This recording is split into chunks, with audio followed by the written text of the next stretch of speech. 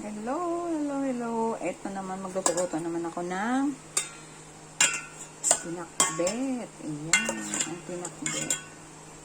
Sari-saring gulay. Ang aking lulutuin ngayong gabi. Pinakbet. Ayan, nagsagitan na ako ng bawang at sibuyas naman. Lagay na ako ng magic sarap. So guys, ilalagay ko na ngayon ang sari-saring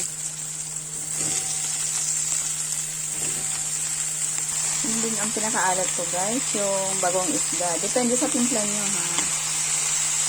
Baka umalat. Dahil konti lang naman ang gulay ko. Yan, pakul. Lagyan ko din guys ng konting sabaw-sabaw. Ito. Pakuloyin lang natin siya guys. Ano siya guys? Luto na ang pinakbet. Ayan. Mas maganda siya guys pag hindi siya masyadong lutong-luto. Kasi mas malalasahan mo talaga yung gulay. Yun lang guys. Maraming salamat sa panonood.